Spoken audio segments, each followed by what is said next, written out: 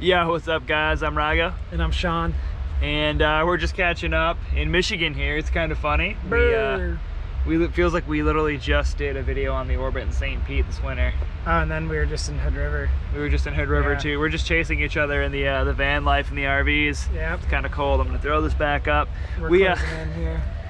Yeah, getting ready to head back south, but we wanted to check in and do a quick update on the new 2022 Orbit, and I wanted to ping Sean for what the key updates are, what you can expect, and how they're gonna impact you on the water. So you want to hit us, dude? What's new with the Orbit? Man, there's so much new stuff. The Orbit is really, really epic. The 2021 was an epic thing, so now we have the 2022 out. They've made quite a few little changes, but nothing too extreme to really, sacrifice the performance of an already badass kite that's changing the game, creating a new category for big air, 5-strut boosts in kite loops. What's new? Lighter bladders. The bladders are 17% lighter. And every time we say that we have lighter bladders, it's true. Every year they find a new variation, whether it's in different sizes or the whole range of sizes. And now it's lighter bladder material, so this stuff's actually 17% lighter than the current bladders. Well, sorry, they are current. So this stuff's actually 17% lighter than the 2021 bladders. And what does that do for the rider? How does that impact them on the water? Man, it just makes the leading edge so much lighter. So anytime you need to move the kite, you're reducing drag. It's cutting through the air much better. It increases and improves kite loops for sure, because when you're getting caught by the kite, now you have a leading edge or a bladder that's 17% lighter, so it just increases the rate at which you get caught with the kite loops afterwards as well. Yeah, so what else is new, man? So they've also made some refinements to the bridles. Pre-stretched, low drag, high tension bridles. Oh, they're pre-stretched. Yep, pre-stretched for sure. Sick. So yeah, pre-stretched, low drag, high tension bridles. They made some little refinements on them, just keeping the kite a little bit more tweaked out and open. Helps prevent backstall, and it really helps keeping the kite open when you're getting caught. It all comes back to kite loops. I mean, to have a bigger 5-strut kite made for loops is unreal.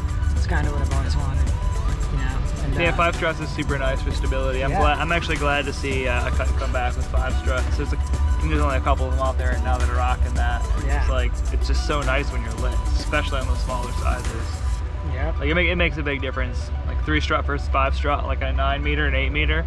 All the difference in the world. Exactly. And if you're riding one of those other 5-strut kites and you think it's good for loops, you're denying yourself, man. You know it, okay? Because the Orbit is really big air 5-strut kite, but it's designed for loops. It is a loop specific, I'll give you that. And there's no other 5-struts out there that are like that, so we'll just keep proving it over and over. Yeah, man. What else is new with the Orbit here? What are we looking at? Well, really excited about this new material called N75. So this is like a newer material. To me, it's kind of like an in-between canopy and Dacron, super light Dacron, but it's not Dacron. It's a completely new material.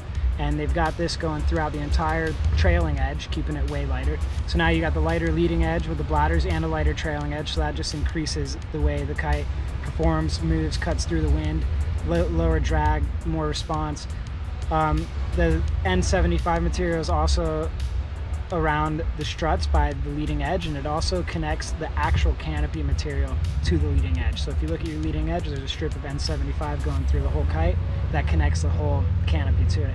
So this stuff's a little, stretchier than Dacron, so that way the kite wears and tears properly over time instead of like uneven, I actually heard that at a meeting when it was somebody who designs like sailing materials, and they actually brought up the point about when you're designing a sail that oftentimes like lightness and strength is something that's always marketed and always asked about, but actually the stretch, the ability to stretch and return, and like I say, elasticity of a fabric is actually far more important for the longevity and the performance of a kite. Exactly. So that's actually something maybe a lot of people out there, maybe they're aware of it now, maybe that's like common knowledge, but it was new to me. I actually had not heard that one before. Exactly. But apparently that's more important. I mean, imagine if you had Dacron through the whole trailing edge and around the whole kite, and that stuff didn't stretch, but the canopy material did stretch.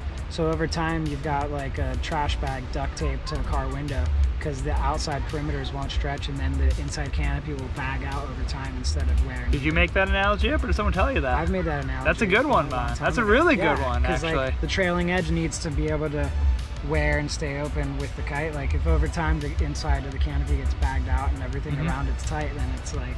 That's funny. I've never heard that, but that's cool. That's I'm gonna steal that. That's a good one. Man.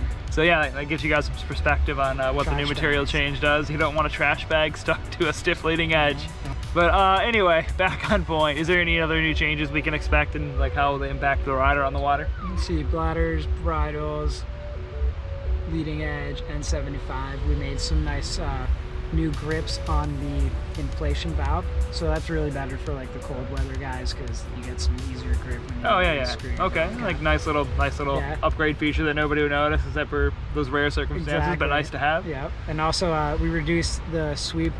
We reduced the diameter of the leading edge with more of a sweep, so it gives the kite more of a low wind, low drag profile. So yeah, man, I don't think we'll go into a full review on this one because we reviewed this kite a ton, but actually Sean did just put out like a full review on this one, I believe, right? Yeah, 2022 North Orbit, and we had some really epic winds while we were trying to film the review, so some gnarly footage and lots of go and massive. Oh yeah.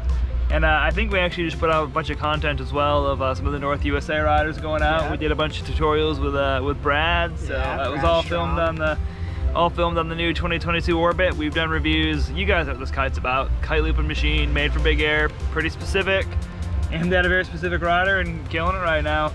But hopefully this gives you an idea of the updates, what you can expect, what's new. If you got any questions, drop them in the comments. If you found the video helpful, give it a thumbs up, hit the subscribe button. Catch you later.